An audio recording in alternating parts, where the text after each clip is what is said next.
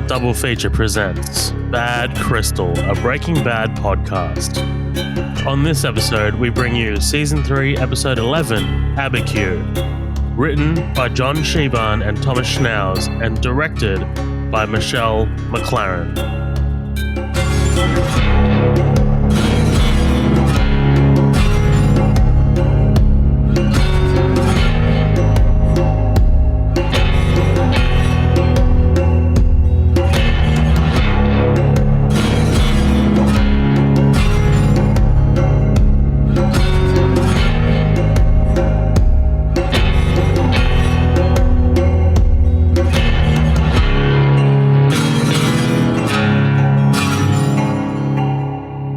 Ladies and gentlemen, welcome back to another episode of Bad Crystal, a Breaking Bad podcast where we are covering Abiquiu. We are halfway through this show, which is exciting. This is the halfway point. Wow. With me is my main man, Colin, as always. Colin, what's happening, baby? Oh, not a lot, dude. Just hanging out, ready to talk some Breaking Bad. Just had a couple slices of barbecue chicken bacon ranch pizza. It's pretty damn good. Ooh. Been a long week. I got my vape pen, and I'm good to go. That sounds good, man. That sounds good. Time to start the weekend. Yeah. How you doing, bud? I kind of like pieced out when you said pizza because I just kind of like fainted on the floor. Yeah. I was like, I'd love some pizza right now. Dude, it's been a while, so I ordered some, and I was like, fuck it, I'll break down. Oh, fuck yeah. That sounds good. Sounds good. Good I'm doing good, man. It's a new year. You know, we're in this is our first recording. It is. Which kind of made me, so exciting stuff, right? We're nearing the ending of this season as we're recording it, and we've got 2 more to go after this. And I was like, you know what? Now is a good point to start editing all of these episodes and putting them together. So last night I put together episodes 1 and 2. And I just, I loaded them into Libsyn, which is our kind of like hosting platform, so we can, just release them when the time comes. And, putting together that first episode of this season, it was so long ago that we started. Oh, yeah. We started like a year and a half. Dude, you know what it was? I kicked that episode off with, and the audience, listeners, you're gonna you've already listened to this episode, so you know what you've, you know what I've done.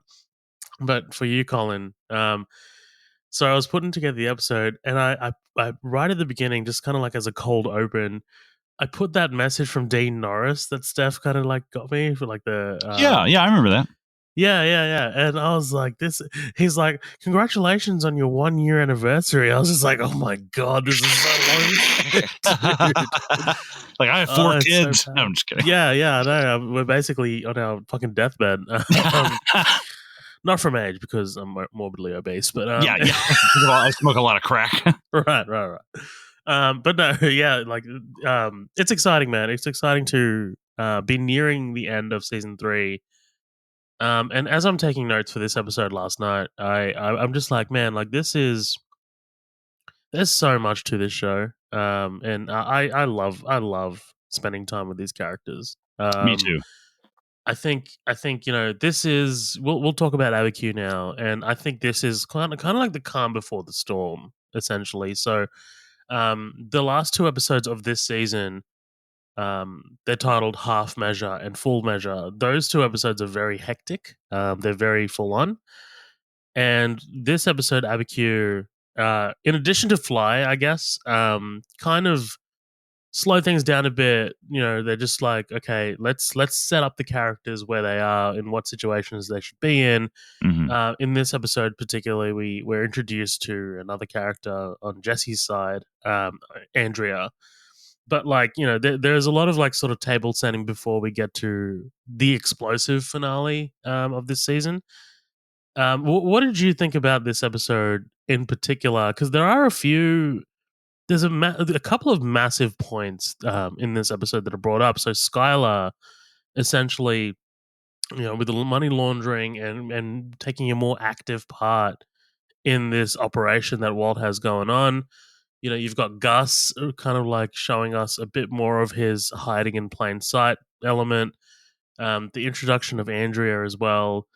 And then, I guess the other side of this is Hank as well, who's kind of, doing what Hank does and, being macho. But also there's a lot of There's a lot of embarrassment for him. What did you think about this episode in general? I liked it a lot. I thought it was a pretty good episode for everybody really involved. It definitely seems like a more of a Jesse centric episode, which I'm cool with. I mean, there's definitely some stuff on Walt's end as well. With the whole thing with Hank and then going to dinner with Gus. But to me, like when I think of this episode, what stuck out, the first thing that comes to mind is all the stuff with Jesse, and the girl, and I did not put shit together until that kid she started talking about how he had to shoot a dealer and I was like, oh, whoa, Yeah, fuck, combo. And I was like, it took me a second. I was like, whoa, shit. Like my brain just could not wrap my head around it. But I enjoy the fact that, not that I enjoy, but it is incredibly good television to just kind of show exactly like how Walt is like spreading to everybody, and how Walt's decisions have, I don't know, kind of harden Jesse. Even the stuff that he does, indirectly, obviously letting Jane die, huge direct effect on Jesse, but just him being around Jesse is enough to let, Jesse is going to, in a weird way, idolizes Mr. White because he is the legit drug dealer. I think young Jesse wishes he would have been just this, Captain Cook, right? right, Captain Cook. So I mean, but all in all, I really enjoyed the episode a lot because I think it was kind of like I'm glad they didn't go through with selling to everybody at the AA meeting, because I was really like, man, if Jesse crosses this line, it's going to be really fucking hard for him to come back. Right. And I thought we were having like Andrea was going to be like another sacrificial lamb in terms of like this is the road to hell is paved with all these bodies that Walt and Jesse have stacked up, but the fact that it doesn't work, it actually isn't the they're not selling to anybody there directly at the meeting, but I think you can tell there's a lot more people in that meeting now, Oh yeah. and I think they're a direct result of that. So I thought it was pretty crazy to see. This feels like one of those episodes that deals with a lot of consequences to stuff. Walt's decisions have landed Hank in this kind of place, and it's also landed Jesse here, and everybody's just kind of all over the place. And when you look, who's at the spider in the center of that web? Excuse me, I think it's for. When you look at the spider in the center of that web of just destruction, it's Walt. And it's like Walt is just the one like constantly spreading around. Even now we're even getting the car wash possibly involved. Like, God, how much more tentacles of hentai dread can you spread, man? So I thought it was a really cool episode, and you're really starting to see. I think when people think Breaking Bad, I think they're thinking of seasons kind of like this, because this is when I was seeing it, just glances of it at a time. I don't think I've ever seen this episode before, but I remember various scenes with Andrea and that little boy, and just splashes of stuff. And I'm like, I remember there being a kid and like a Hispanic woman, and that's all I can really remember. So I knew at some point they were going to play into it, but I did not quite figure out until he was kind of like more prone to sticking around how much of how important they're going to play on the later story. Yeah, I'm really glad you said that this episode focuses on consequences, because I think I actually do think that there is a sort of like an intentional sort of like circling back to things in this episode. So like, Mm-hmm. this episode is 311, right? Season 3, episode 11. Episode 211 was Mandala, which we talked about in that episode. Was the title of that in Sanskrit translates to circle. Ah, And there's a lot of like things that come back in this episode. They're just, you're starting to see a lot of these arcs come back, the combo thing and the money laundering thing. But like, I think there is a lot of like intentionality there. And I'm also really glad that you mentioned that. Yeah, I am glad that Jesse did not sell to the group, because it'll be very hard to redeem that character after that. And I think the writers are very well aware of that. mm-hmm. They're well aware of how far they can toe the line with particular characters before they become unredeemable. So, with Walt, for a lot of people, it's already there. Like, Right. he's already at that point of unredeemableness. I don't know. I don't know, but Sure. you know what I'm saying. Yeah, like with Red Dead language unredeemableness. from Rockstar Games, unredeemableness too. But yeah, like that happened when Jane died, right? When he let Mm, Jane die, essentially. mm, So there are other moments that are coming up that you can point to and be like, okay, now he's unredeemable. Now he's unredeemable. But right, one could argue that he's already unredeemable, whereas Jesse is a character who still can be saved. Like he still can absolutely be saved from all of this. So right. it's interesting that that I think the writers are very well aware of that. So yeah, I really dig this episode. Like I said, we see Skyler get deeper into Walt's operation. Jesse finds someone new, and I dig this as sort of like a calm before the storm episode. Because like I said, the last two episodes are quite hectic. Let's get into the episode proper. This cold open is actually quite deep. It's much deeper than most of the cold opens we get in the show, and it's especially deeper than the cold open for the last episode, Fly. This Oh this yeah. opens with Jesse and Jane, a flashback of them going to the museum. The first line of this episode, "Yo, I thought I was going to see like vaginas." Well, yeah, and we see the origin of the cigarette butt too. I thought that was a nice touch. Right, right. So like I said, this is a flashback with Jesse and Jane, the Georgia O'Keeffe Museum, the return of the great Kristen Ritter as Jane. Hmm. Um, she says this particular painting is of a door. There's some great dialogue in this episode, by the way. I was doing as I was taking notes, I was quoting a lot more than I usually do. So usually with the episodes with good dialogue, I'm like quoting, and then some other times I'm just like writing in generalities, like like oh this happens, but this time I was quoting a lot. Yeah. Um, Jesse doesn't understand the painting, but he's really trying to. Right, he thinks it's just a door over and over again. But Jane questions why we should do anything more than once, right? She says we should we should just have sex once, live just one day. Each Hey, time hey, it's whoa, whoa, whoa, whoa, whoa, whoa. whoa, whoa, whoa. Each time it's a different experience, she says, right? And it's so I think it's so interesting that we get a flashback with Jane in this episode, but also we get the introduction of Andrea in this episode, and Right, I think it's just so appropriate that this begins with Jane telling Jesse that something can happen more than once. Like Jesse can potentially fall in love more than right, once. right. And he meets Andrea, his second girlfriend later in this episode. So, like, I just think that this was really poetic. What do you think about this?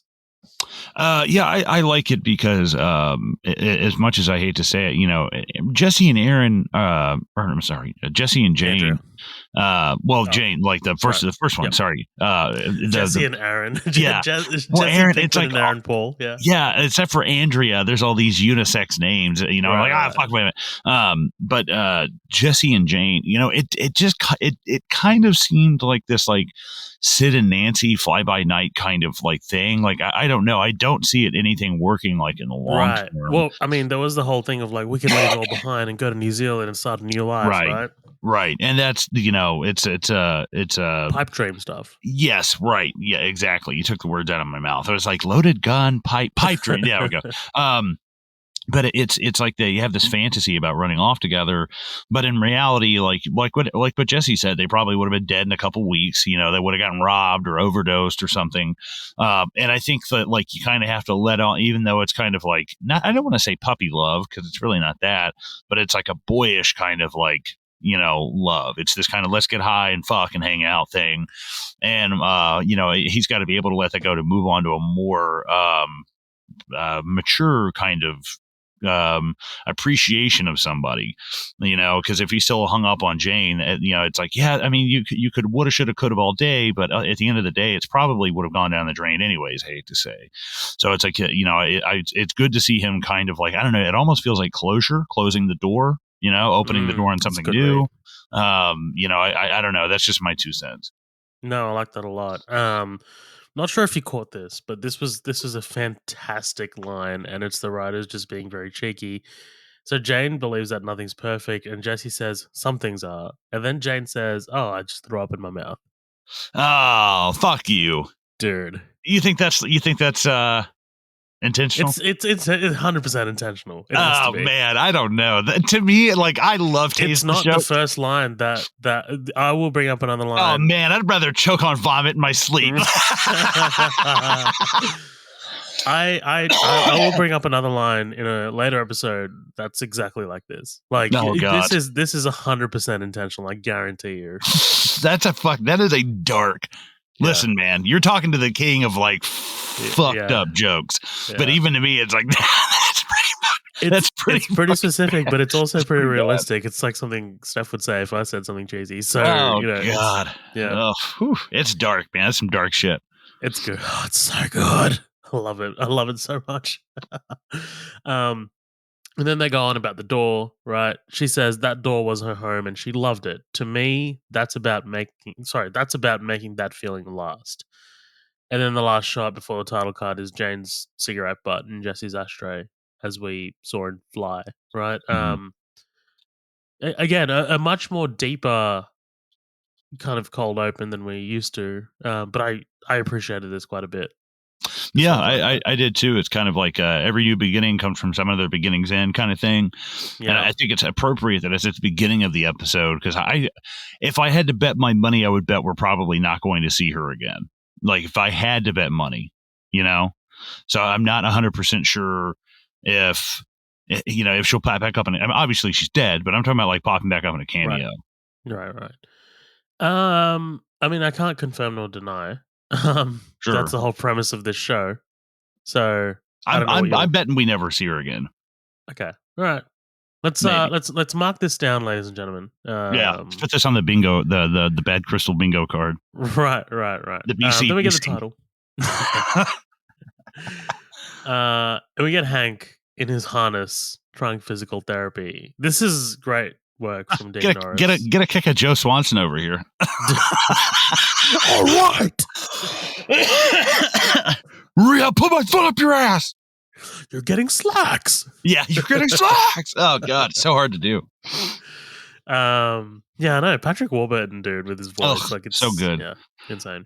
But yeah, like I said, Dean Norris just selling the struggle, right? Mm-hmm. He's really selling it. And you got Marie. Pain is weakness leaving your body. Pain is my foot in your ass, Marie. Yeah. I love he just pulled up a pencil and stabbed her in the head. Dude. But I love her response. If you can get your foot that high, go for it. Yeah. We've spoken many times on this show about how Hank's need to sort of cling to his masculinity and his pride. You know, this is his kryptonite right now, right? Right. He's kind of like hurling insults, not just at Marie, but Walt Jr. as well. Walt Jr. cops some spray here as well. Marie gives Skyler the bill for the physical therapy. They're going to start coming in weekly, and Skyler's face just kind of drops as she sees the bill. We never see the amount, but yeah, you know it's probably high. Yeah, I wondered how much. Like, goddamn, a week. We get a mini cook montage, right? I always love these cook montages.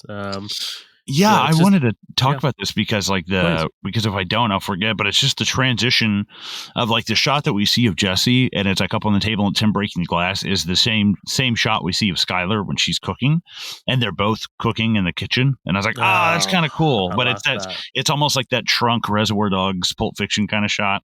The Tarantino stuff. Yeah, that's good stuff. I love it. See, good. It's nice that you put in some work around here as well. So thank you. I appreciate that. Walt is watching Jesse very closely, right? He suggests working the scale, which obviously tips Jesse off, right? Just say the words, you think I'm stealing. And Walt tells him to be quiet because the eye in the sky might be listening in. Mm-hmm.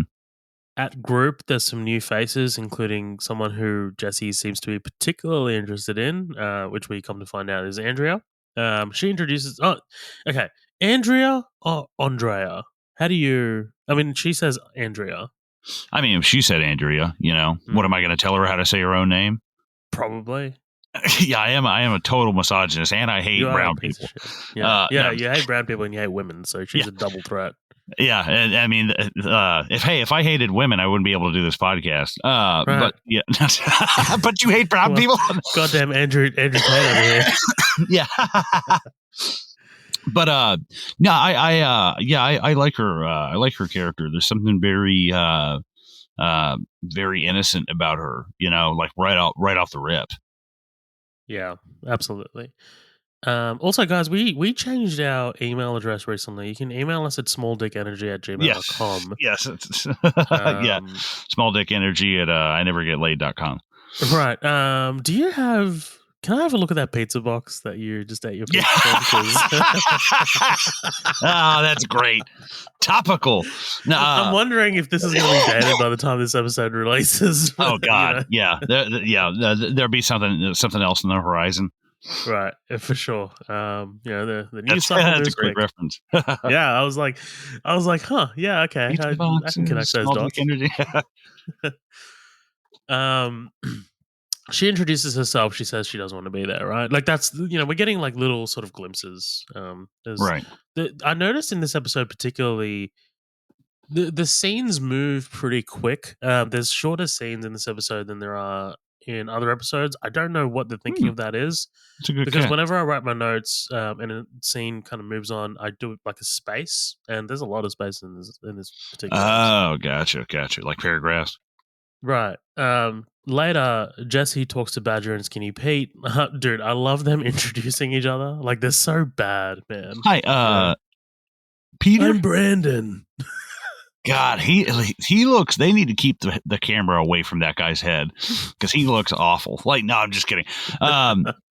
It's just that he looks so different with a hat off and with the camera close up on him. Badger. Oh, good point. Like Yeah. it feels so weird looking. I'm like, whoa, like he looks so odd with the hat off and stuff. Yeah. No, I agree with that. Jesse tells him that it's getting harder to get the meth with Walt watching, but not to worry.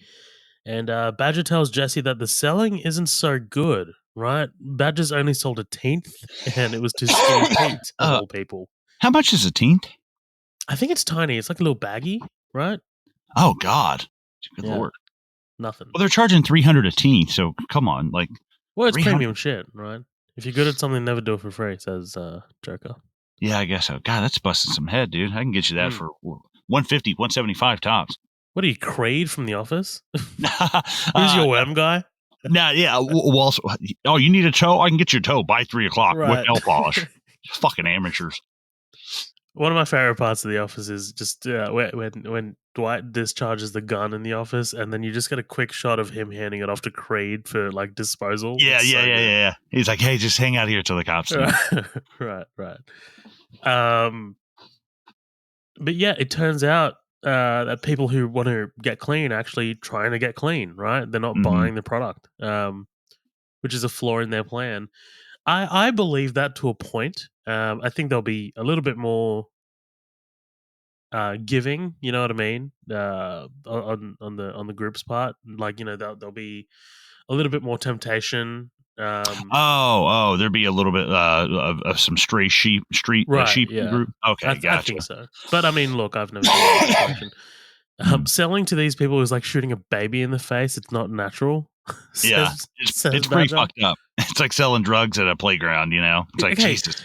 It is pretty fucking immoral. Like if you take a step back from it, it's just like, how would you sleep at night? Like, this is insane. Like I laughed the first time it happened because I thought this was a joke. And then the next episode, he's talking about like, hey, how much have you guys sold? And I was like, was he serious? And I was like, I thought this was just a joke, like a gag, in the episode or something. Like, oh, we'll try to. We're just putting the word out that there's more. I was like, okay, that is devious and awful, but it's still really funny. But then to specifically target people in the group is a very different thing. It's like, no, like even putting the word out is pushing it. But it's pretty wild. You targeting your people is very fucking different, you know? It's pretty wild. Yeah, absolutely. Jesse's mad. He wants to show them how easy it is, and he sets his sights on Andrea, right? He goes over to talk to her. They get acquainted. And then we cut over back to the White home. Skyler's preparing dinner for Walt, and the family share a dinner, right? Junior is amazed at how quickly Holly, he's able to get Holly to get to to sleep. Hmm. I kind of like that nice little touch, just being like, okay, like Walt is soothing her. He's still very much her father. She's very Right. much at home with him. Right. No matter what kind of discourse is happening around her. Junior tells Walt that it's time to get his provisional license, and I love Walt here, right? I didn't vote for that, and then Junior's just like, that's law. This is one of my might be one of my favorite scenes in this entire episode. I like that this is kind of we've seen so much arguing with these two over the last few episodes in this entire seasons, and Junior's been kind of caught in the middle. There's a lot of distress between this family, but this is kind of a nice warm moment between these three or these four. And while it might be temporary and it's not probably not going to last, it's still nice. There's a moment when Walt kind of like looks up and gives Skylar a look while they're chatting about this, and it's kind of I see a little bit of regret. I see a little bit of man, like I kind of miss this. Right. Yeah. I mean, I felt a little something from this, but at the same time, the cinematography kind of made me realize, like, no, this is not what you think it is. Like, because when that first shot from outside the house and they're put in Outside like looking three in, different yeah. boxes, Hmm. like, yeah, you're outside looking in, and then like they're also like they're all framed and like they're in their own little boxes, like their own little kind of prisons, and it's like this is the effect of I mean, the easy thing to say, I guess, is that it's the effect of Walter White, of Heisenberg, that he's effectively put all these people kind of in their own hell, like their own prison. But the cinematography just made me uneasy. Like watching it was just like, man, that's weird. Like what the feeling you're trying to convey would be this big open. There wouldn't be anything there, and it would be this big, beautiful, open kind of room. But now you've put these lines, and you clearly drawn lines in between them, and I was like, oh, that's so at odds with what you're trying to tell me. Lines of With separation. Yeah. right, so as much as I wanted to enjoy it, there was something in the bottom of my gut that was just like, nah, I don't trust It makes this. you feel uneasy. Yeah. Yeah, I was like, I don't like this. That's great, man. That's a great read on, like, the script and the dialogue is warm and fuzzy, but Hmm. the actual production itself is cold, right? Yes, Yeah. right. It's it's very clinical. It felt. That's great. That's a good read. Uh, where am I? Okay, so what gives Skylar the check? What is Ice Station Zebra Associates? This Yeah, is even I was like, what the fuck? Oh, right. Well, it's all. yes, this is Saul's kind of like shell company. This comes into play very much in Better Call Saul as well. Oh, that's So cool. yeah, there's a lot of connectivity. Skylar questions the tax implications and records. Walt says, "My guy is a top guy." He's saying it, but it doesn't sound like he fully believes it either. Yeah. Um, Skylar says the money has to be unimpeachable. It has to be bulletproof. He says, Jesus, Sky, do you really want to know who he is? Really? And then you hard cut to Saul's waiting room with this cast of characters, the crying baby, all I thought these. I thought they were in an ER, and then I Dude, looked it's and I was like, crazy, right? oh, we're at Saul's. Oh, I didn't know we're at downtown Fallujah. Jesus Christ. Yeah, yeah, yeah. I didn't know we were in we were in the hospital waiting room of Liberty City, for Christ's sakes. Like, Is fucking this the ridiculous. Ukraine right now? Yeah, it's This fucking is insane. ridiculous, dude. There's people everywhere. Right. Saul and Skylar are two people on opposite ends of the spectrum. Saul's humor doesn't go over well with Skylar. These two are my one of my favorite pairings in this entire show. Skylar and Yeah, Saul. It's whew, brilliant, man, because they're just from two yeah, different worlds. right. It feels like Dwight and Pam episodes. It's like, what the Right. fuck? Like, that's weird. Yeah. Saul thinks Skylar's sorry. Skylar thinks Saul's an idiot. Sorry, I didn't mean to get that. He literally, dude. No, sorry. Saul thinks Skylar's an idiot because he literally goes up and picks up the jelly beans and pencils to use as an analogy to explain money laundering, right? Like it's just like Right, he's like, yeah, she must be an idiot. Let me bust out the jelly beans to explain it to her. right. Um, and then she explains that she was an accountant, and he's just like, you grow more gorgeous by the minute. Jesus. Like, there's just an alternate dimension missing an '80s car salesman right now. Right. He's so brilliant, man. Bob Odenkirk, just fucking wonderful, You man. fucking Like, knock on wood, he's still around for it, man. You know. brilliant, brilliant. Um, yeah, Better Call Saul was just absolutely incredible. But yeah, he goes into more detail about it, right? We declared just enough not to arouse suspicion, and then we use the seed money to invest in a business, which essentially becomes the money laundering operation. Saul, I wrote suggest laser tag, but he kind of already has decided that it's going to be laser tag, Hmm. laser tag. And Skyler's reaction to this is great, right? It doesn't add up. Like, why? There's too many questions. Why would Walt want to invest in a laser tag company? He's never in this show has the words laser tag come out of Walt's mouth, or laser or tag. You know, it's crazy. Hmm. Um, and dude, like Saul's thinking of this. Walt likes science. Scientists like lasers. Yeah. What? Because I'm kind of on board with Saul, and like, who gives a fuck what it is? Like, who cares? Mm. It's not. It's the point is, it's not The illegal, IRS, they will give a fuck. right? No, yeah, for sure. But like, my thing is like, I guess if they, no matter what the business is, the IRS can take a look at your books. So no matter what, that needs to be impenetrable, no matter what. So it's no matter what the business. So does it really even matter what the business is? If because are you just hoping they don't investigate you if you do the car wash instead of the laser tag? Is that it? Right. Well, that's my thinking. So you don't want something that would tip them off in the first place. I just Like wonder how that. that That works. yeah. That to me would be the red flag. Like in terms of like, So if they look here at is your this. books, you're fucked. Yes, here is this high Uh, school chemistry teacher. Why? Where does the connection to laser tag come from? Like, is he? Does he do it as a pastime? He doesn't. You know, his kids are too old and too young to be interested in laser tag. So where does this connection come from? hmm. Um, I mean, and I'm a high school teacher. I hear kids talk about laser tag all the time. sure, sure. To me, it just seems so weird. Honestly, it seems like a weak door to get Skyler more advanced into like come to the dark side. I'm like, I don't know, mm, that I could have used just something a little bit more than like, oh, that just doesn't sound like Walt. I'm like, well, who gives a shit? Like, you can mm. make up a connection, you know? I don't know. I'm nitpicking, but I think for me it works because it's just like there's too many things that could go wrong with this operation, and this is mhm. one that is just like we need to cover our bases. Like for me, it works, but I get the trepidation. Right. I Do like where you we know? end up. I just don't like Yeah, how we get there. I think. how we get there? Yeah, fair. Um, the equivalent of the IRS in Australia is the Australian Taxation Office. I think we've talked about this, the ATO. And I did a unit in university called Revenue Law. And man, the commissioner of taxation in Australia has so much power. Like, you know, Really. obviously that gets delegated down to his like agents or whatever.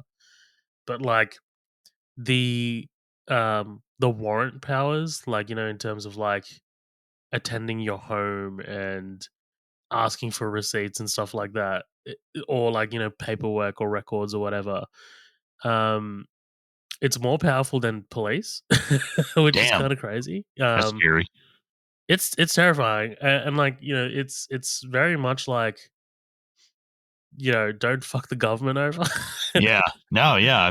I bet. Yeah, The it's Australians, they insane, don't man. fuck around No, they don't fuck around at all. at all. At all. They don't fuck around at All all, right. mate. Jesse and Andrea are making out, right? They're very hot and heavy immediately. And Jesse's giving her the cell, right? What's the point of shutting yourself off completely that lifts you off off something that completely lifts you off the ground? Andrea says that she just can't get caught using again, but Jesse just keeps going, right? He asks if she's tried the blue stuff, just a little gas in the tank, and suddenly everything is interesting. This is yeah, Jesus. I was a little uncomfortable in my seat, like kind of thing, as I'm watching this. I'm just like, oh, Jesse, man, come on, just back off. You know, she's Yeah. really trying to do something well for herself. You know, she's really trying to make something for herself. And Right. yeah, And I don't know. It's so odd to me, this is seeing. Walt talking. That's what kind Yes. of I come to. No, no, you're 100% right, and I think it's kind of crazy to see like, I, this is obviously is kind of like hearkening a resemblance to the kid in the earlier season. I can't remember. You know what I'm talking about. The kid on the couch and stuff who comes out and he gives him cereal, and the kid's just in his Yes, underwear. I wrote this. We'll talk about it later, but the episode is called Peekaboo. There you go. Yeah, obviously, like I'm because it was a little ginger kid, right? Yeah, the little Yeah. yeah, I the little remember boy. his I remember him. And I thought it was kind of Great episode. interesting. Yeah. Seeing this kind of like play again, but it's like, Jesse, like you were kind of, it's almost a bit of like, um, Ebenezer Scrooge, Christmas Carol. It's kind of like being forced to walk along the bodies of like the wreck that you Hmm. make kind of shit. And I love Michael Caine Muppet Christmas Carol. Dude, love it. Love it. Love Muppet Christmas Carol. It's fucking great. But and it's Michael Caine, Yeah, please spirit, Michael Caine. show me no more. I cannot handle it. But no, I love Muppet Christmas Carol. But this is kind of reminds me of that. This show at a lot of points just fucking put your face in the rug, and it's just like, look what you did. Like I feel Right. like this show is constantly doing that. It's a great feeling though. It's a weird great feeling. Later on, I was in the village and I saw a ruby the size of a tangerine. I saw Ruby the size of a tangerine. You do so well. Fuck hell. You're always we so used good at fucking impressions. well, Jesus. we used to prank call, and this was before the Dark Knight came out, but we used to prank call all of our like Walmarts and Kmarts and stuff. We're like, oh, do you have any massive tangerines? And we would just say like the most insane. Hi, this is you, Virginia Doubtfire. Do you Oh, have that's any great. massive tangerines, dear? And we would say massive tangerines. We thought it was so fucking funny. And then in the Dark Knight, we're sitting there watching it, and he goes, the size of a tangerine. And me and Of my a buddy Chris, tangerine. like, we started freaking out. Like, oh my god, you hear him say it? You hear him Red say it? alert, red alert. Yeah, it was crazy. It was such a crazy coincidence. That's brilliant. And then we get a kid walking through the door, and Jesse's face is great. He's like, "What the fuck?" Yeah. We meet Brock. Right, Brock is Andrea's son, and we meet Andrea's grandmother. She's obviously not enthused. um, Jesse talks to Brock, says it's a cool name, and we already know that Jesse loves kids. Right, we already Mhm. kind of know this. He's got a soft spot for children. This is going to be a theme that runs throughout the rest of the episode, throughout the rest of the show. But we know that from Peekaboo already, that episode where he kind of like rescued that child essentially from that kind of crack house. Mhm.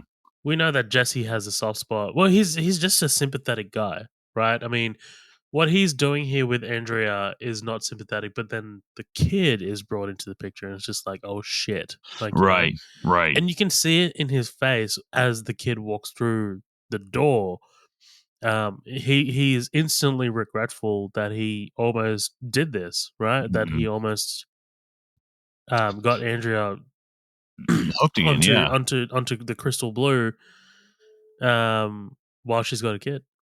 Well, yeah, and it almost feels like in a weird way, Jesse has this kind of demeanor of like, oh shit, I've been made, like I've been caught. Like he might as well have been caught because it just stops now. Immediately seeing the kid is like, I don't know, it's just kind of, it's like Pacino in Heat, where he's like, all right, walk away. Like Right. it kind of feels like, all right, everybody, like off the clock. We walk. Yeah, Yeah. I love it. Skyler and Walt talk on the drive home. I admit he comes across like a circus clown, but he actually knows what he's doing. Walt tells Skyler that his involvement is ongoing. He can't just quit. He's got a contract. And he says very quickly and somewhat unconvincingly, it's all very safe, Yeah. Very. professional, and structured, right? Mhm. Right. Yeah. And I love the way they play with the cameras and stuff right here. The shots of Walt, you can't really even see his face Brilliant. for a lot of his talk, Brilliant.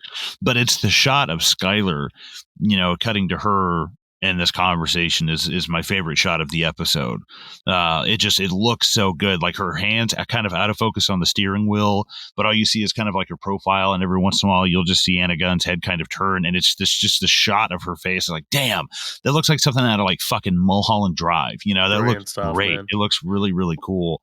But yeah, Walt trying to take a page out of Saul's book and sell something that's bullshit. By the way, Mulholland Drive. I just watched The Fablemans the other day. That's the Steven Spielberg kind of like sort of Hmm. memoir or biography story. Yeah. Is that Judd David Hirsch? Lynch is in Is it. that his name? What? Is it Judd Hirsch? He's in Um, it. Yeah. yeah, I love that guy. Sorry. David Lynch is in it as well. For Oh, like, that's cool. but just Hello. like a very quick, like 5 minute sort of thing. But it's the highlight of the movie. It's so good. Huh. Strange little man. Yeah. Yeah, he's a strange guy. He's fucking weird in that too. But he's playing someone famous, so yeah, I don't want to Oh, spoil okay. it. I heard Um, there's some yeah. movie out there. And Weird Al. Did you see the Weird Al movie? No, I didn't. I didn't see it. I hate to go on this tangent real quick, but Conan Please. plays Andy Warhol. And I was Oh, like, that's oh, great. dude, I can't wait. Like, what I my heard that hero. movie's Like, great, by the way. I have too. I've heard it. I've heard it's really good. I need to check it out. Yeah. If you're listening to this, the movie's called Weird. And I believe it's on Roku. Starting Yeah, January, I weird. believe. Roku. Yeah. I was like, that's strange. Okay, I have Mm. 2 Roku TVs, so I'm cool with it. But I was like, that's weird. We don't have Roku here. It's streaming on something else entirely for us. Yeah. Gotcha. Yeah, I can't give you that. Can't give you my password to that one, buddy. Right. Yeah, remember that time I got your HBO Max? I Because assumed you were still using it. I don't care. no. Because I hated the VPN thing because we need to pay for a VPN to access it. Right. So I'm just like, fuck it, I'm done. That's annoying. Well, yeah, it helped us out a lot when lockdown was happening. We couldn't access any cinemas in the western suburbs here. So yeah. But anyway, so let's move on. Jesse. Oh, hold on. Where are we? Oh yeah. So they pull off the road, and Skyler says to Walt, "If you're going to launder money, at least do it right." And turns out they pulled up to Walt's car wash, right? That he used to work at. She says, "It's a story people will believe. This is what we buy." Before she quickly corrects herself, this is what you buy. She's Mhm. she's she's She wraps realizing up. that she's coming in a little deep. She's wading into the waters, and she's Mhm. trying to correct herself. No, 100%. Yeah, she's getting a little too wrapped up. Hmm. Meanwhile, Jesse meets Badger and Pete outside the group. Badger is, of course, talking about free donuts. Yeah. And he pretends not to know Jesse again. He's like, oh, yeah, Jesse, hi. Jesse asks what they're doing here. And this is one of my favorite moments in this episode because it turns out they're actually into the program. Yeah. Homie, I'm on step 5. Yeah. He's like, deuces, bro. It's brilliant, man. Brilliant stuff. I love it. Well, yeah, a lot of them. I mean, even the greatest drug dealers like don't get high on your own supply. Right. Little shit like this makes these two so likable in this show. Right. I love these guys. Me too. Jesse spots Andrea and they head off together for dinner. At dinner, Jesse tries to bond with Brock, right? And he does that thing with the straw. It's science and stuff makes it do that. Yeah. He sounds Right. so confident. And then we hear about Tomas, right? Tomas does tricks with firecrackers, and he's Andrea's kid brother. They don't talk about him. Saul questions buying the car wash, right? Complains about getting air fresheners and smelling like an Alpine whorehouse when he doesn't ask for the air fresheners. And Saul once convinced a woman that he was Kevin Costner. He thinks that this is not going to work because there's no, quote, Danny here. Mhm. Nobody to run the actual joint, someone to trust.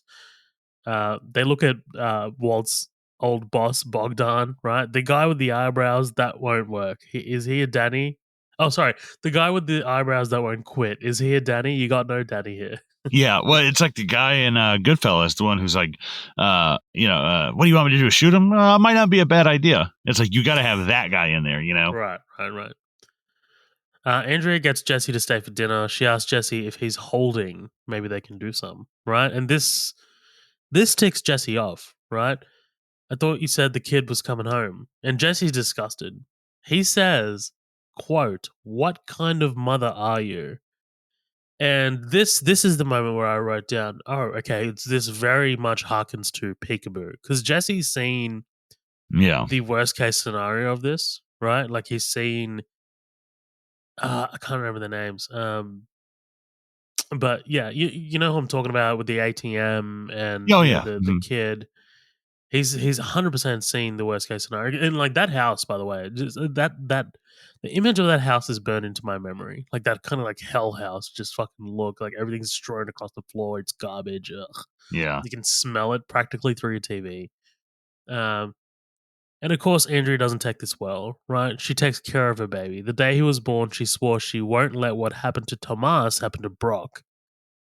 Jesse apologizes and she calms down. She opens up to Jesse, says that the neighborhood is run by gangs. They took Tomas in with no dad around the age of 8. They had him slinging drugs. He was part of some crew. When he was 10, for an initiation ceremony, they made him kill somebody at the age of 10. And after a week, Andrea saw him and he admitted to doing it like it was nothing. They gave him a gun and they gave him a choice, him or some dude. And Andrea says, Tomas told me all about it like it was nothing. Dude, this kid sounds cool as fuck. It sounds fucking derp. Dude, let me kick it with this kid. No, yeah, that's fucking crazy, you know. But also at the same time, you know, be as horrified as you want, Jesse. These people are your customers. Like, what do you Right. what do you think the gang's primary mode of currency is? You know, Right. it's not bootleg. Like it's you know, it's not them making pirated DVDs. It's meth, you know, and it's drugs. So it's kind of like, you know, you made your bed, now lie in it, kind of thing, you know. Right. Jesse is forced to contend with his product and what Hmm. he's doing. Very much harkens back to Peekaboo, right? Where Jesse is looking at the worst case scenario situation. This is also another worst case scenario situation, but in a different way. These aren't addicts, right? This is murder. Right. This is the drug. This is the drug trade. Turns out Tomas killed some dealer from an outside crew over on Central. He rode up on his bike and shot him near the train tracks. And you just see Jesse's face kind of like hit a moment of realization. He says, when was this? Right? And it turns out Tomas killed Combo. I love that we stay on Jesse's face after the moment of realization. Even though Andrea's speaking, we're on Jesse for so long. The Hmm. camera's just fixated on his face. It's brilliant. And this is, I don't do religion, but this is that kind of like fate slash destiny shit. You know what I Oh mean? yeah, yeah, for sure. Like The you could, mandala, rather. right. I mean, you could almost argue that, like, you know, in the same way that uh you know, Walt has affected Jane and her dad, you know, this is how Jesse is affecting, you know, the people close to him. But I think the thing about um oh shit, I think the thing about Jesse um is that Jesse's is kind of like, or I don't know, like maybe that it makes the world feel a little bit smaller, like only because it's too like like Walt with Jane's dad, I can believe that, but now it's like it makes the world feel a tad bit smaller, but at the same time, at the cost of making like an incredible statement about how Jesse is starting down a path that he can't turn back around. You know, Mm. it might be a small world, but you know, it's not like they're in New York or something. You know, they're kind of in I guess a big city, but you know, the circles that they run in probably overlap like a lot. I think so too, and I'm happy to let it go because it serves. I think it serves Jesse's redemption arc pretty well. Like Hmm. he's trying to do the right thing, or rather, in this case, he's not really trying to do the right thing because he's been roped. Like the reason why he was here in the first place is because he was not doing the right thing, Right, and now it's just kind of like I'm in too deep. Now I found out a piece of information that is going to affect me. And when we see him in the last scene of this episode, when he goes to confront Tomas, he's not ready. He's not going to drop this, right? Like this is something that affects him greatly. right, exactly. Um, we're with Marie and Hank. Marie tells Hank that he's going to be released at the end of this week, and Hank puts his foot down. I'm not leaving until I'm well. Um, have you have you seen Talladega Nights? Hmm. Yeah. when he's in the hospital and he's just like, he thinks he's worse than he actually is, and it's just they walk in. It's Michael Clark Duncan and John C. Reilly talking to the doctor, and they're watching him play basketball in the wheelchair. And Michael Clark Duncan goes, "All right, give it to me straight, doc. How bad is this?" And the doctor's like, "Oh, he's fine. He can walk. He just found that wheelchair in the hallway." Yeah. Man, I haven't seen that movie in forever. Oh, dude, I watched it literally like last week again for like the millionth time. It's one of my favorite comedies Don't you ever. put that evil on me, Ricky Bobby. Don't you put that evil on me, Ricky Bobby. Don't you put that on us. You are not paralyzed. Um, Insane how Adam McKay is just, he directed movies like that, and then it's just, okay, like these Right. Oscar movies now, like The Big Right. Short. Like, how? The other guys, Yeah, Vice. But anyway, moving on. Hank's not on board with the idea of bringing equipment to his home, a hospital bed. He's so mad, right? He says, "You get that out of my house today." Um, this speaks to, as I already mentioned, Hank's pride, right? Right. This he's a very prideful guy. It doesn't well, yeah, and not wanting to return home, you don't because to come home is to have to live with it, Right, and it's like I'd rather leave all of this behind at the hospital than come home with even an ounce of it. right, but it's an unrealistic expectation. Right. You've been shot multiple times Right. And it's like most people would be fighting to go home. for sure. Skylar and Walt talk about a Danny, right? Skylar asks why Walt can't find another Danny to run the car wash, and like a light bulb, Skylar suggests that she run the car wash. She says, "I'll be the Danny." And Walt is very much against this. He doesn't want to implicate her further, but she wants to do it. She says, "We're married. How am I not in this?" And Walt reminds them that they're divorced, right? And it turns out Skylar actually never got around to filing the papers, right? Jesus. Which is wild. And Scott Walt is probably just thinking like, "Oh God, I probably shouldn't have fucked that woman." Yeah, right. Yeah. He's like, Skyler, I eloped in Vegas last week. Right. They call me Shotgun Mr. wedding. Danger. Right. She says married couples cannot be compelled to testify against one another, so there's that. I looked this up. It's true to an extent, spousal privilege. Mm-hmm. But there are some situations where it doesn't. So this is New South Wales law. So sorry guys, you're gonna have to find Yeah. whatever Google it yourself. jurisdiction you're listening in. Yeah. The protection doesn't apply in all situations. Rather, the court can force a family member to give evidence if the nature and extent of the harm caused is outweighed by the desirability of having the evidence given. So it's very much dependent on the circumstances. In making the assessment, the court will consider factors such as the nature and gravity of the offense, the nature of evidence that the person might produce, the weight that such evidence is likely to be given, whether there is another source of the evidence that is likely to be given, the nature of the relationship between the defendant and the person, and whether the person would be disclosing a matter received in confidence from the defendant. Now, I think in this case, if we were going by those rules, then it would be very easy for a lawyer to get over that Right. spousal privilege. I Right. mean, Yeah, we're talking about taking down a meth empire. right. The first point that, where the protection doesn't apply is the nature and gravity of the offense. Like this is a huge, huge operation Yeah, absolutely. Yeah, you're talking an international drug conspiracy. for sure.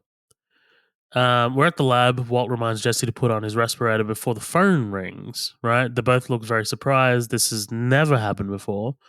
Walt answers. We don't hear the other side of the call, and Walt just says, "I'll be there." And after he hangs up, Walt says it was an invitation. Cut to Walt showing up outside a house, a very, regular looking suburb. He rings the doorbell and wow, there he is. Gus, right? He opens the door. There's jazz playing in the background, and Yeah. Gus is smiling. He's in this gay ass sweater, right? When there's kids like toys like laying around and shit, and I was like, the first time I saw it, I was like, Gus has kids. Like I saw like a toy truck in the background. I was like, is this his home? I was like, no, surely this is somebody else's. And then he's like, yeah, the kids won't eat it. I was like, what? You have kids? Right, right. He's hiding in plain sight, baby. That's Gus. So this is something that I looked up because I also clocked that line. The kids won't eat it. Mm-hmm. And I don't know if this is an error. It's never been made after this. It's never been made explicitly clear or any other reference to children. Even in Better Call Saul, there is no reference to children. Because Interesting. Gus is I don't think it's a spoiler to say that he is a homosexual. Okay. I don't think it is that much of a spoiler, to be honest. So I'm just gonna let that go right there. Well, yeah, I mean, maybe adopted kids. Maybe, but I can't see it. There are events that play out through the rest of Breaking Bad and in Better Call Saul that don't point to that. So, I was on the Reddit boards just like literally doing like Googling this at like fucking 2 a.m. last night. I'm like, does Gus have kids? What the fuck? Yeah, there's definitely, because I'm watching it right now, and when Walt first walks in, and he opens up the door and they come in, like you can see like a stack of like kids' toys. Yeah, there's like there's like a toy truck. There's like a bunch of kids' toys there, and Hmm. I'm looking right at it, and I'm like, what the fuck? Yeah, there's like I don't know if you can see that or not, but you Right. can Yeah, I can see see it. like Yeah. all those like toys and shit. And I'm like, yeah, there's like a little table and chairs and shit. Like there's nothing else that would be for it but a kid's. Like that's kind of nuts. They never acknowledge that again. That's very strange. Well, I wonder if it's because we know how Vince Gilligan and his writers write, right? Like when they're kind of like doing this sort of on the fly. They do have a big plan, obviously, but Hmm. a lot of the smaller stuff is write yourself into a corner. Could be That's nieces kind of and nephews and stuff. maybe. But yeah, there is no reference again to children or Gus having children. Mm. So at first I was like, is that a mistake? But yeah. But it could just be a ploy, right? It could be Right. him Yeah. putting up a facade and This being could be like, somebody "Look." else's house. Be like, hey, let me cook in your house for the night. you Right. know. Well, no, okay. So I know for sure that this is his house. Okay. Okay. Based on Better Call Saul. So this is absolutely his house, but I think what he's doing, or what could be potentially happening, is him saying, "Oh, look, I have a family. Look, I'm very much a normal guy, Walter. Right. this is you got nothing to be afraid of. So maybe that's a thing as well. Good wine, good jazz, a beautiful kitchen. I should have known that Gus was gay. Is there such thing as good jazz? Hell yeah, there's good jazz. I listen to jazz sometimes. Like it's interesting because it's like when you listen to music, it's just always like a lot of it's the same chords and notes and progressions and stuff. And jazz, just like you don't know what the fuck is going to come next. I The think only that's what I jazz I like like is about in La La Land. So I mean, Whiplash. yeah. Oh yeah, Whiplash. Is that Uh, jazz? Yeah, I guess it's jazz. yeah, Yeah, it's jazz. Hell yeah, they're doing like Buddy yeah, Rich and shit, man. You're talking about fucking yeah, jazz yeah. drummers. Yeah. Damien Chazelle loves. Oh, I can't wait for Babylon. So excited for Babylon. Air drumming all night. Well, okay, so you've never seen La La Land. La La Land is a movie that I've been wanting to cover on the podcast, but I can see you hating that movie. So Isn't I it don't like a know. musical? Yeah, it is. I need you to watch it and get your I temperature like before we some cover it. musicals. I like Music Man and Sound of Music and stuff. Just watch it one day. I simply remember my favorite things, and then I Yeah. don't feel so There's a bad. moment. There's a moment in La La Land when Gosling explains to Emma Stone what jazz is and why he likes it, and it's amazing. I need you to watch it. I It's just I to just go need like, to. yeah. Yeah. No. They're watching a band, and he's like, okay, it's all chaos, and one person takes over, and then there's no communication, but at the same time, they are communication. It's brilliant. Mhm. Yeah, I don't know, man. That movie is ethereal to me. I fucking love that movie. It's so I'll good. check it out. Please do. Anyway, we're moving on. There's a lot of tangents on this episode. That's all right. That's fine. Fuck it. We're about to jump off here and record Red Eye, which is a 5-minute movie. So Yeah. we've got time. Um, But yeah, so when questioned why he invited Walt here, Gus says that we work together, we should be allowed to break bread together. Gus wonders how the food, as a collective, reminds him of memories.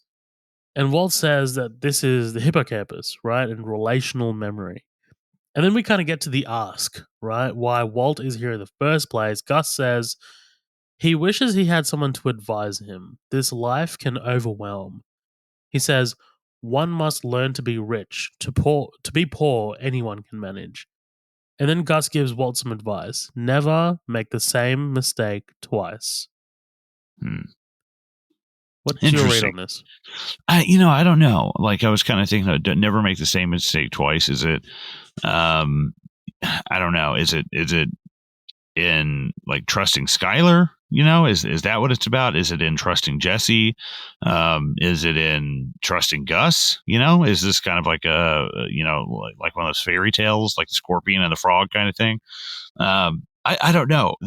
There was a lot of different ways that this could go, and I think if I had more time to like sit and ponder on it, I could probably give you like a straight up answer. But if I had to say it generally, I think it's more about like trust. I think it's more about like be careful who you're assigning power to and stuff, and giving power over you.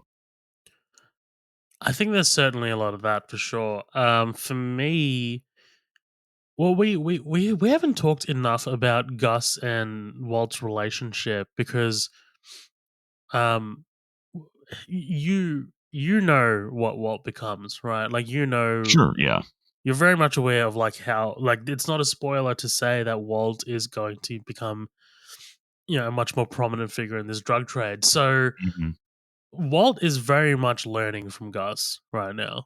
Like he is taking on board everything that Gus has to say, everything that he is doing and how he's doing it. And when Gus sits down and gives Walt some advice, Walt is listening intently, right? Like yeah, for sure. he'd be leaning over and just, lapping up every word. My read on this is that Gus, we know that Gus is a very resourceful guy and he knows everything that's happening. Like nothing gets past him, right? So hmm the first mistake and what I think he's referring to is don't lie to him. We already saw Walt trying to hide the fact that Hank is a DEA agent from Gus, and hmm Gus already knew. Um, in the hospital and all of that.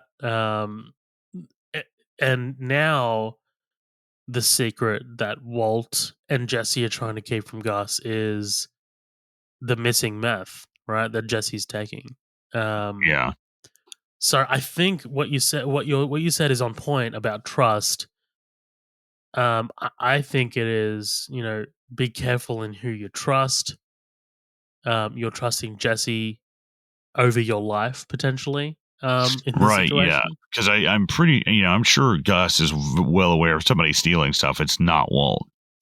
right, right, exactly. That was my read of it. But Yeah, yeah, I that's think cool. Yeah, it's definitely because I didn't even read. I was thinking more directly of who Walt should be on the lookout for, but then I was like, oh wait, yeah, I guess it's more of like it's going him to being like, benefit Gus. It has to benefit right, Gus. right. Yeah, Well, Gus is kind of like you need to be on the lookout for me because somebody is going to get your ass like put in the sure. ground. Well, but also this is also Gus trying to protect an investment as well, right? I mean, Right, he need. This is like what is an integral part of his operation at this point, right. Yeah, and a very good one. for sure. An irreplaceable one, you can argue. Yeah, for sure. Yeah, absolutely. So Jane visits the sorry, Jesse visits the site of Compo's Sore death. spot. Oh, my bad. Jesse visits the site of Compo's death and finds a kid riding a bike, and we find out that it is Tomas. Right? He Oof, says, "I on heard you the were the spot he man." fucking died, man. Yeah, insane, insane. Jesus. Jesse asks for the crystal. It's 300 for a teenth. I gotta Google this. I'm sorry. Yeah, 300 for a teen. I've never done crystal meth. I never bought crystal meth, but like, what the fuck? That's a $300 as a teen. Breaking Bad. Because I was like, maybe Breaking Bad, what is a teenth? I've not found any official definition, but teenth, but doing a Google search for Turns right. It seems general consensus is it's 1/16 of an ounce. So half of an eighth. Like, God damn. Like what? A Tiny. 16th of an. Good Lord, dude. That's crazy. Tiny. But 300. Yeah. And yeah, and if you're fucking nickel and diamond that, what is that? 16 times 300 if you sell it all at that quantity. So you're making $4,800 off of that ounce. Like, Jesus Christ. Uh-huh. As they're talking in the background, we see a car lurking and they finally roll up. These two terrifying motherfuckers, right? Can we say Mm-hmm. cholos? Is that a I don't know exactly what that word means. I got it from Grand Theft Auto. Mm-hmm. Like Yeah, just kind of yeah. like Mexican sort of Spanish gangsters. Uh, I don't know if we're being insensitive here. That's my question. like cowboys? No, I'm just the original cowboys were like from Mexico and shit. That's why it's so funny Oh, that right. they hate them. But Like in 22 Jump Street when Jonah Hill, like they're all meeting with these like gangsters, and Jonah Hill pretends to be a Mexican gangster, so he buttons like the top of his shirt up, and yes. he's doing the jaw up, and he's putting the sunglasses, and he's like, "Orale vatos." That's what he says. I googled cholo, and it's like cholo. The first thing that pops up, often derogatory. Oh, shit.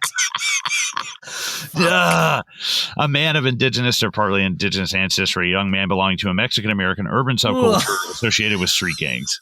That's Well, we're hilarious. canceled. Sorry, Yeah. guys. Look, you know what? Google told you you're a racist. I know it was more ignorance than an actual slur. So Right, my yeah. sincere That's why I said apologies. I don't know what it is. I've never heard Yeah. exactly what the definition is.